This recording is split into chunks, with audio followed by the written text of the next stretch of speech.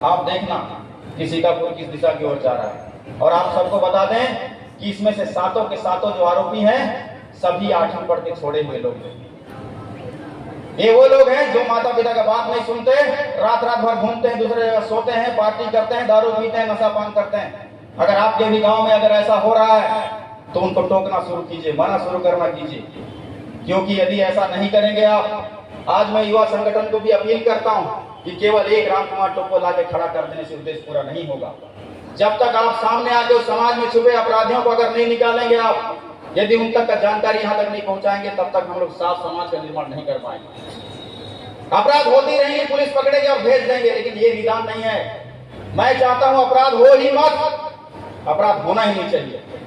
और उसके लिए आप सबको कुछ दिनों में निर्णय क्या होता है देखने को मिलेगा, क्योंकि ये मेरा जिद है कि सीतापुर में अपराध को दबा के रहेंगे हम।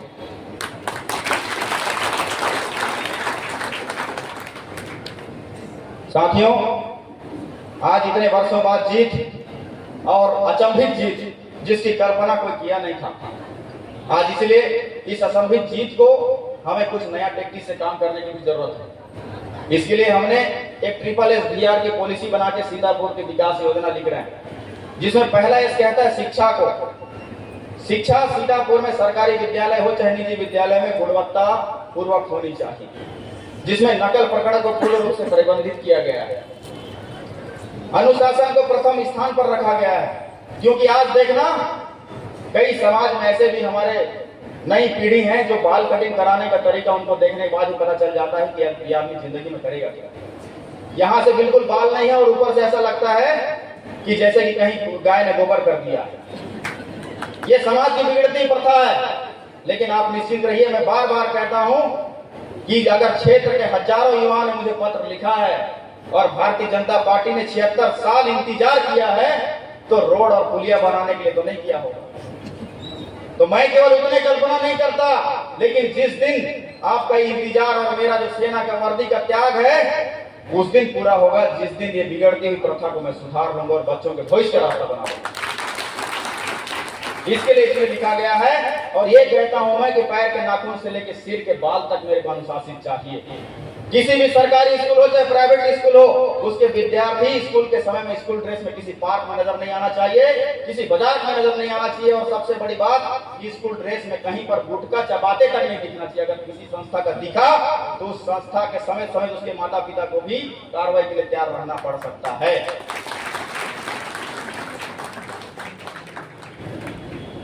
स्कूल परिसर सरकारी संस्थानों को भी टारगेट करके अभी कुछ समय में आपको लगेगा कि ये स्कूल सरकारी है कि प्राइवेट है, ऐसे क्यों चमक रहा है। तो मेरा कहना वही है कि एकदम माइनर से माइनर चीजों को भी ध्यान में रखते हुए शिक्षा पॉलिसी प्रथम इसमें दर्शाया, जिसमें सबसे बड़ी बात हम आपको बताना चाहेंगे कि आज हम भले ही MA कर लें,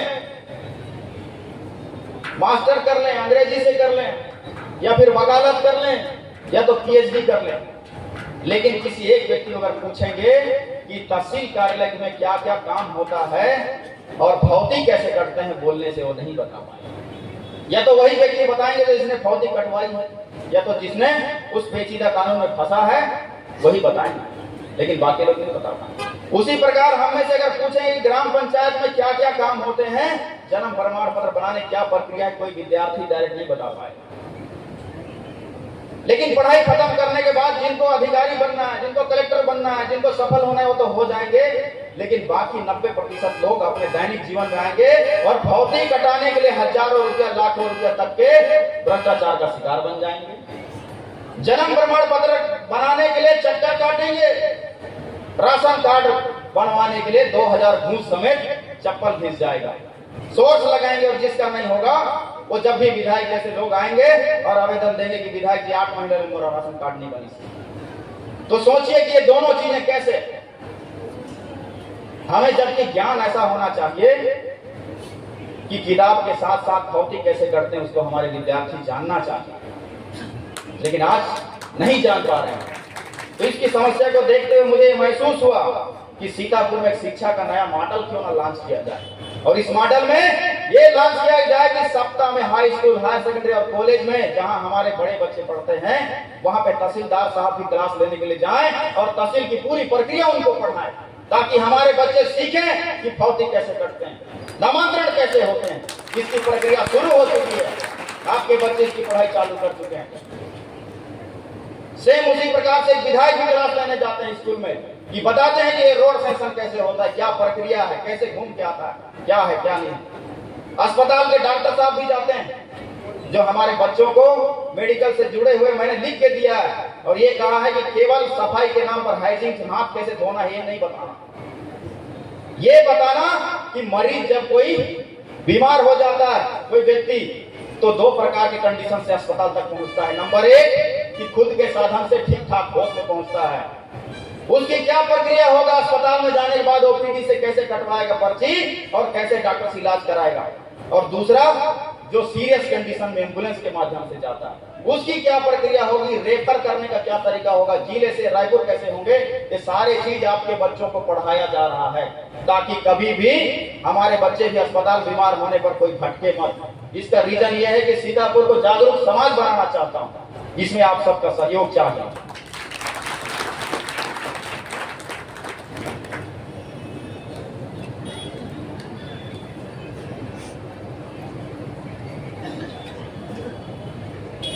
और सेम इसी में हमने कहा है कि इस सत्र में जो भी विधानसभा क्षेत्र में जो बेटी 12वीं पढ़ रही है सरकारी स्कूल में, अगर वो पूरे विधानसभा में पहला स्थान को प्राप्त करती है तो स्कूटी से उसको बड़ा मंच में सम्मानित किया जाएगा, उसको स्कूटी दिया जाएगा, ये शिक्षा के रफ्तार को बढ़ाने के लिए।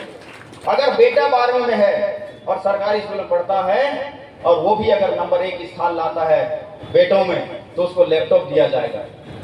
लेकिन आज हम बता दें कि इसका उद्देश्य केवल शिक्षा के रफ्तार को बढ़ाना है, अनुशासन के रफ्तार को बढ़ाना है।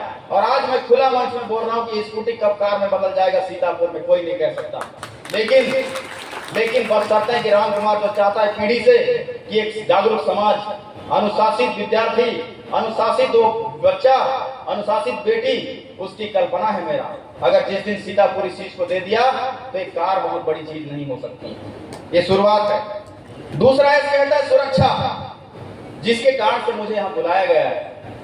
लेकिन आज मुझे जब कोई घटना होता है, कहीं चोरी होती है, कहीं पे कोई अपराध होता है, तो दुख होता है, जी करता है कि तत्काल समय में सारे चीजों को पाबंद कर दिए जाएं। लेकिन एक ही साथ सारी चीज नहीं हो सकती, मगर हम पूरे प्रयासरत हैं कि विभिन्न प्रकार के कदम उठाकर क्षेत्र को सुरक्षित करने के लिए अभियान बनाए जा रहे हैं। जैसे आज सीतापुर विधानसभा के सभी दुकानों में, सभी सड़कों में, हर जगह पे सीसीटीवी कैमरा लगाने का निर्देश किया गया है। और ऐसा मेरे को ऐसा लगता है कि अगर ये कंप्लीट हो गया तो पहला विधानसभा राज्य का सीसीटीवी कैमरा का जाल बिछाने वाला हमारा राज्य बनेगा, हमारा क्षेत्र बनेगा।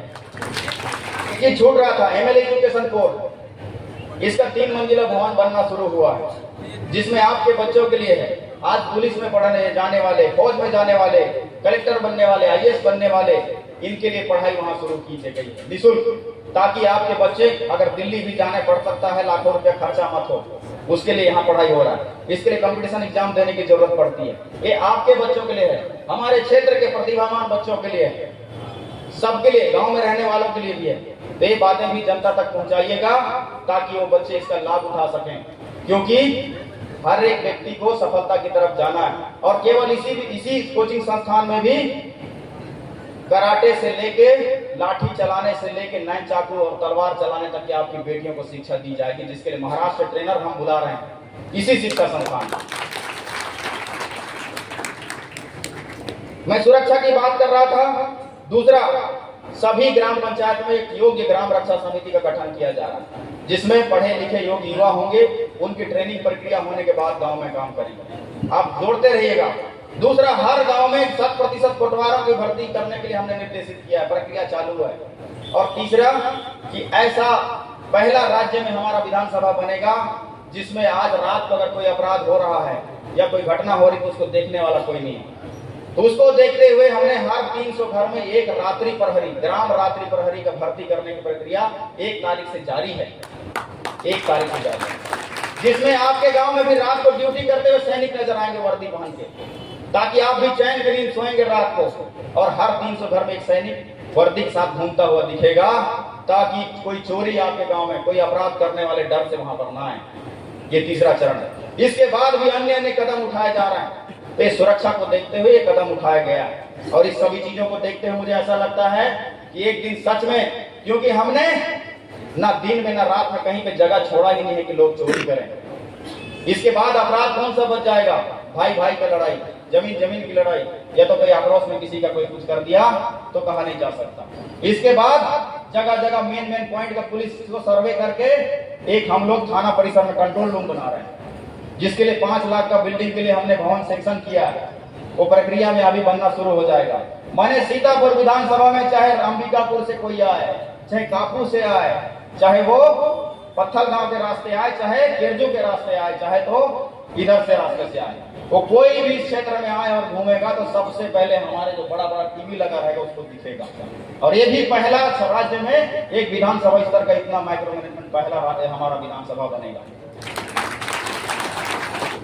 जितने पर्यटन पॉइंट हैं, दलदली हो गया, टाइगर पॉइंट हो गया, आज देखना आप वहां जाते हैं तो दारू के बोतल फेंके हुए रखे हुए होते हैं, या अन्य कृत्य भी करते हैं लोग, क्योंकि वहां पर कोई ऐसा सुरक्षा का व्यवस्था नहीं। उसको देखते हुए प्रक्रिया हम लोग बना रहे हैं और बहुत जल्द उन जगह पे भी पर्यटन पुलिस का हम लोग भर्ती करेंगे, जिसमें आपके बच्चे पुलिस के वर्दी में वहां पे पर्यटन पुलिस, पर्यटन रक्षक के नाम पे हम लोग भर्ती करेंगे।